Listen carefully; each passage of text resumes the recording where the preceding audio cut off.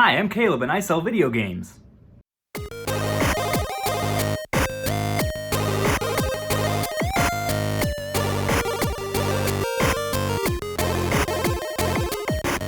Hey there guys, my name's Caleb. I am a full-time reseller on Amazon and eBay, and what I'm selling more of than anything these days is video games. And the question that I get probably more often than any other question is, do I prefer to sell on Amazon FBA or eBay?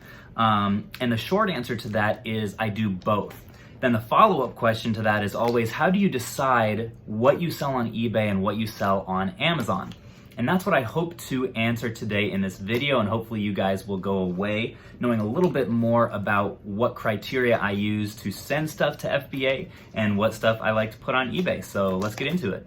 So the first thing I should say in this conversation is, when possible, I almost always prefer to sell on Amazon FBA. FBA is a program where you send your inventory into Amazon and they fulfill it, pick it, pack it, ship it for you for a fee. The reason I like to do that is because I'm a one-man show. I don't have any employees or anything.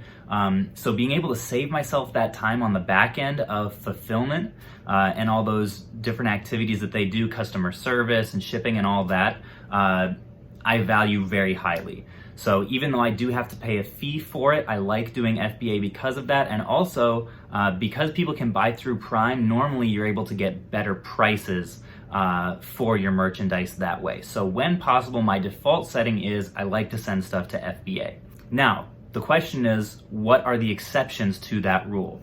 And as I was thinking about it, there are really two big categories for it. The first is condition, and the second is restriction. So I'm going to talk a little bit about both of those and go through some examples that I found here of inventory that I'm sending to both places, and I'll kind of explain why I chose to do that. So first up here we have a couple of 3DSs. These are the same model, same color and everything, but one I'm actually sending to FBA and one I'm going to eBay. And the reason for that is condition. If you look here, you can see on this one, there's just a bit of plastic right there that is bent up, and you guys can actually let me know what you would do. I've toyed with the idea of just gluing this down and seeing if I can kind of get this up to snuff that way.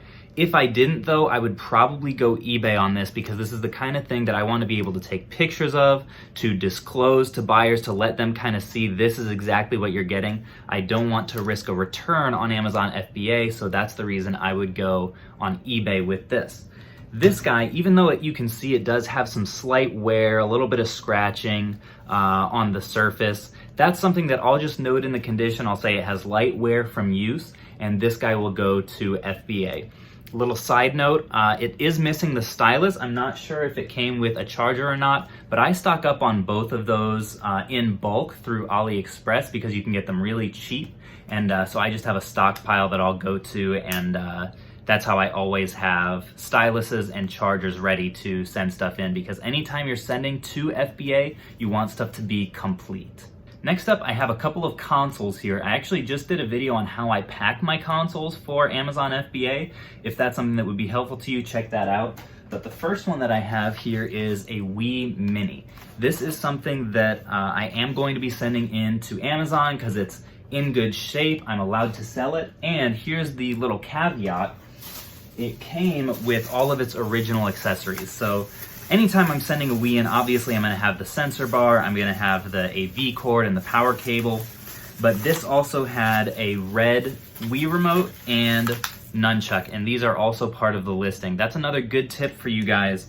I'll always check when I'm listing consoles what the listing says it comes with on Amazon and make sure that I have all of those things. If I didn't have these, I would probably have to go eBay just to be safe and know that the buyer knows exactly what they're getting. The other console I have here is this Halo edition of the Xbox 360. And this is one that I'm actually going to send to eBay. Even though I tested it and it works and everything, you can see one thing is here, the memory card cap is a little bit bent in there, so I'd want to be able to show that. And also, I don't have the Halo Edition controller that came with this. I bought this for a pawn shop at a pretty standard Xbox 360 price, maybe like $35 or something like that. So I got a good deal on it, and I do have a controller and the cords and everything that I'll pair with it, but because it's not complete in its original form, I'm not going to send it into FBA. I'm going to list it on eBay. Next up, I have a few examples of games. The first one is Wii Sports. What do you think? Am I going eBay or Amazon with that? This is actually a bit of a trick question because these I always use to bundle with Wiis. If you come across Wii Sports, I would save it until you have a Wii because you're able to add around $20 to the after fee profit on your Wii listing if you do have this game. And on its own, it only goes for maybe 13 to 15, I would say, after fees. So that's what I saved that for. Call of Duty, this is one that I am not restricted in, I'm not gated, and it's in decent condition. It doesn't have the manual, but I'll just sell it in acceptable condition, and gonna go to FBA with this guy. This is kind of a unique case. This is Overwatch Legendary Edition, and as you can see, it's new in the packaging. I am allowed to sell this new, so it passes the restriction criteria, but if you can hear that, the disc is actually loose in here. So because of that, I would not want to sell this new on Amazon for risk of a return. I'm gonna sell it on eBay, and note in the description the disc is loose and still probably be able to get maybe 80% of new value because it's unlikely that it's scratched so much that it won't play. Up next, we have 007 Legends for the Wii U. This guy is actually nice and complete with the manual and everything. I actually picked up 5 copies of this when I was outsourcing yesterday because one pawn shop had 5 for some reason. And this is one that is going to go to FBA because it's in great shape and I'm allowed to sell it. Last but not least, on the individual games, I also have Red Dead Redemption 2. This is a solid $20 to $30 game right now.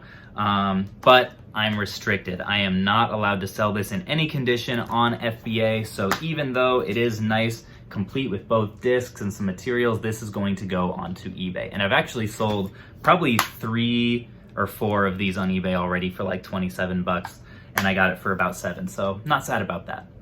All right, I guess I should backtrack a little bit here because there's one more condition that I like to have satisfied before sending things into FBA, and that is value. So there are a lot of games out there that just, you know, if they're in the like $3 to $8 range are probably just not worth sending into FBA because of the fees you're going to have to pay. So anytime I can get games in bulk deals like this, I paid like 60 cents a piece for these and a whole bunch more DS games. This is an example of something that I will sometimes buy even though I can't sell it on Amazon because it just wouldn't be worth it individually. But I know that in bulk I can get around $2 a piece for these. They're all kids games, shovelware, nothing really special, but there's enough margin there that I bought like 80 of them.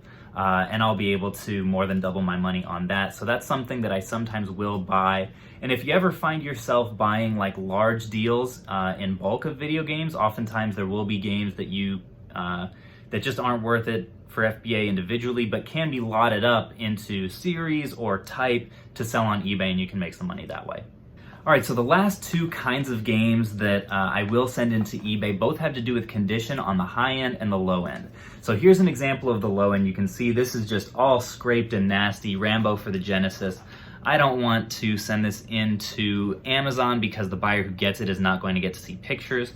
So I'll throw this guy on eBay. Then on the high end, you have something like this, a retro or highly collectible game that has its original case and or manual. Something like this where the packaging adds a lot of value. Amazon is not great for selling those, I've found, because it's just not a huge part of the description aspect. But on eBay it is, because you'll always have photos, you'll be able to write a solid description for it. And so something like this, any kind of like boxed retro game, I'll normally throw on eBay. Well guys, that pretty much does it for my video game selling tips today. If you have any ways that you do it differently than I do, please let me know. If you have any questions, shoot those in the comments too. I love to engage with you guys. And thanks as always for watching, and I'll see you next time.